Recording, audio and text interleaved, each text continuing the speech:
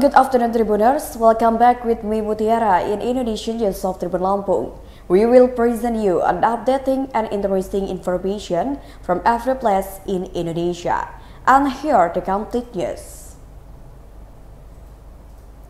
The first news is search for female students who disappear in the sewers due to being swept away by the flood. The search for IPB University students who were swept away by the current on Route Dadali, Tanah Sareal District, Bogor City, entered its third day. After a search that has been carried out since yesterday, the results are still nil.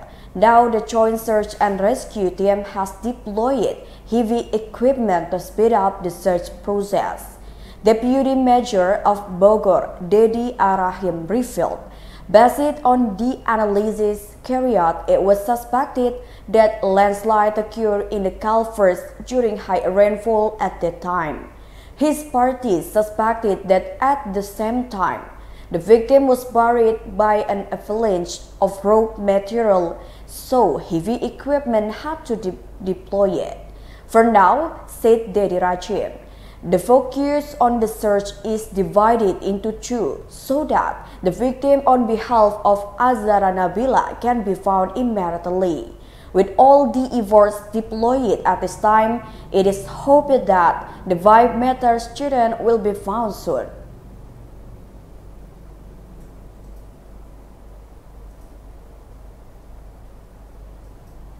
The next news is President Joko Widodo holds a meeting with the Indonesian National Police. President Joko Widodo will summon the ranks of the Indonesian National Police on Friday, 14 October 2022 at the State Palace. On the sidelines of his working visit in Bandung, West Java, President Jokowi has confirmed a meeting with the Indonesian National Police. President Jokowi also emphasized that the head of the Indonesian National Police would still be General Police Listio Sigit Prabowo. In addition, President Jokowi also assists the performance of the police is still good and works hard to serve the community. It is known that the police of the Republic Indonesia continue to be under scrutiny because they have been dragged into a number of major cases and events, starting from the case of Ferdi Sambo, the 303 Consortium to the last one, and the Kanjuruhan tragedy. Jokowi convenes a meeting with Indonesian police chief executives. However, Jokowi was reluctant to reveal the agenda and location of the meeting. In addition, Jokowi also assisted that the performance of the police was still good and worked hard to serve community. With this assessment, Jokowi also emphasized that the head of the Indonesian police force was still held by General Listio Sigit Prabowo.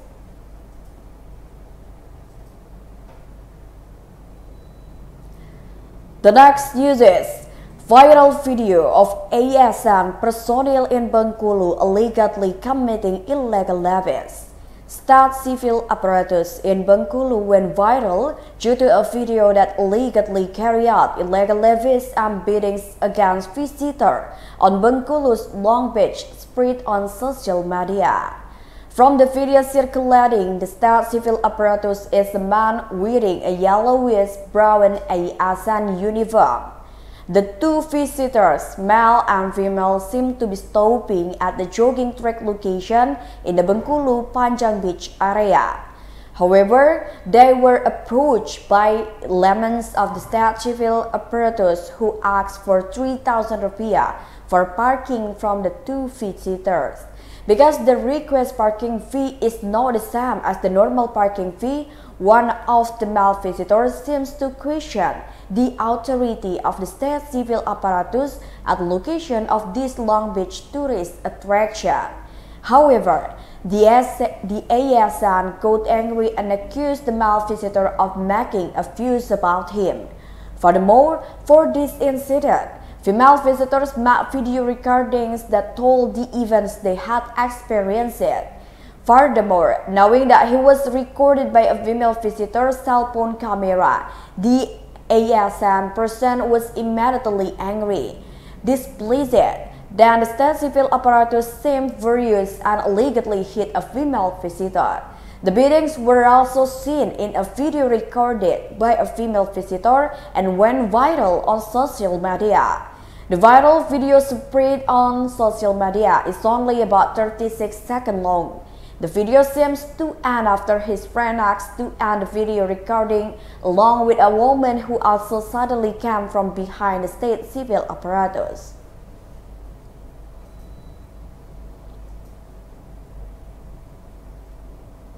The next news is, dozens of houses in Pekanbaru were affected by floods. Dozens of houses in Pekanbaru City were again affected by flooding on Wednesday, October 12, 2022. This condition occurred after the high-intensity rain that flooded the city on Tuesday, October 11, 2022 night. Data from the Regional Disaster Management Agency of Pekanbaru City, there are 5 residential locations that were affected by floods after high-intensity rains flooded the city. The 5 affected areas are on Route Dwi Kora, Kencana 6 Gang, and Road Gunung Raya. The Pesona Harapan Indah Housing Complex on Route Cengkeh and the Graha Fauzian Asri Housing Estate on Route Sadar were also affected by flood. The Regional Disaster Management Agency noted that these 2 locations were quite severely affected by flooding. There are about 20 houses affected in the location. These 2 houses were flooded due to the overflow of the Sile River. He explained that in total there were 72 houses affected by the flood. He admitted that he had alerted a team to evacuate people in flood-affected areas. Alan said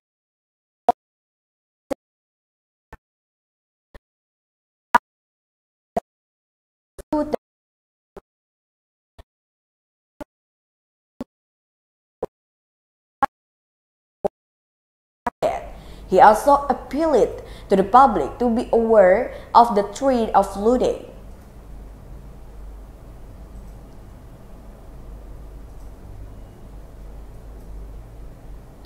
The next news is, Southeast Sulawesi Regional Police in collaboration with 3 well-known universities. Southeast Sulawesi Regional Police signed a collaboration with 3 well-known campuses in the area. The 3 campuses include Halu Oleo University, Muhammadiyah University Kendari, and STIE 66 Kendari. The signing of the MOU is related to the scholarship program for undergraduate and postgraduate studies for civil servants of the Indonesian National Police for the Southeast Sulawesi Regional Police. Deputy Head of the Southeast Sulawesi Regional Police, Brigadier General of Police Waris Agung said, the MOU with UO had been running since 2016 until now, and an extension was made. Then, to accommodate the high interest of the Southeast Sulawesi Regional Police, PNPP is in developing science. His party expanded the network of cooperation with several leading universities in Southeast Sulawesi. He said the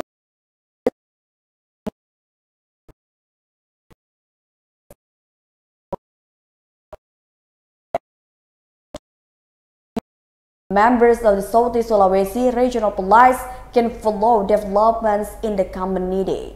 According to him, with this collaboration, they can continue their education, which previously only high school, they can continue to bachelor degree, master degree, and other. In fact, the capacity will be increased later because there are several facilities reserved by members of the regional police who study at the 3 campuses.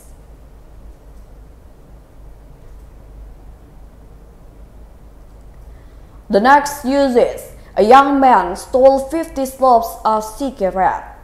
The Criminal Investigation Unit of the Pinrang Resort Police arrested a 21-year-old young man with the initial MI for stealing cigarettes at a grocery store in the Tepo Village area, Patam Padua District, Pinrang Regency, South Sulawesi. No help heard, MI stole hundreds of cigarettes and then stored them in sacks. The action was caught on CCTV. He is not alone in carrying out the action. In the CCTV footage, the perpetrator came on a motorbike, he rode with his partner. Assistant investigator for the General Crime Unit of the Pinrang Resort Police, Muhammad Hasrul, said that when they launched the action, there were already 2 sacks of cigarettes ready to be taken away. However, only 1 sack was managed to escape because local residents caught sight of it. He said based on CCTV footage and identification of the motorbike, the police managed to reveal the identities of the 2 suspects. Hasrul said the 2 perpetrators managed to steal 50 slabs of cigarettes. The result of the interrogation, MI admitted his action. He sells the stolen goods to kiosks or other cigarette traders. He said the cigarette had been sold out. Currently, MI and evidence in the form of a motorbike have been secured at the Pinrang Reserve Police for further investigation.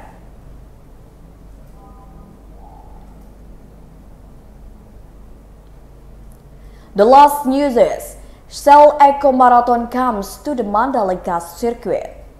The Shell Eco Marathon is again being held offline this year, taking place at the Mandalika Circuit, Lombok, West Nusa Tenggara from the 11th to 15th of October 2022. The event is for young people in various countries to develop energy-efficient vehicle innovations. There are a total of 49 teams participating in the Shell Eco Marathon 2022. 33 teams represented Indonesia, while the rest represented India, Kazakhstan, the Republic of Korea, Malaysia, Nepal, the Philippines, Singapore, and Vietnam. Vice President of Marketing Mobility for Shell Indonesia, Dian Kusumadewi, hopes that the Shell Eco Marathon can become a catalyst for the development of energy-efficient vehicle innovation. Because through this event, participants are given support and a platform to develop, design, and test things related to the vehicles. Specifically, Dian also wants the first 2022 Shell Eco Marathon competition held in Indonesia to act a means to prove the capabilities of Indonesian student Indias of the world.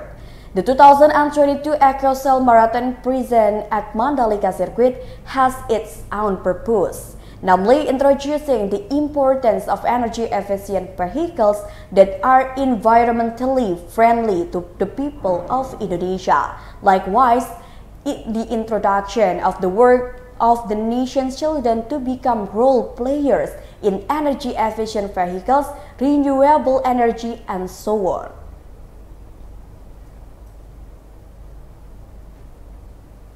Well, I think that's all the news for today with me, Mutiara. Don't forget to follow us in YouTube Tribun Lampung News Video, Facebook Tribun Lampung, Instagram and TikTok Tribun Lampung for further information. Thank you for watching and have a nice day.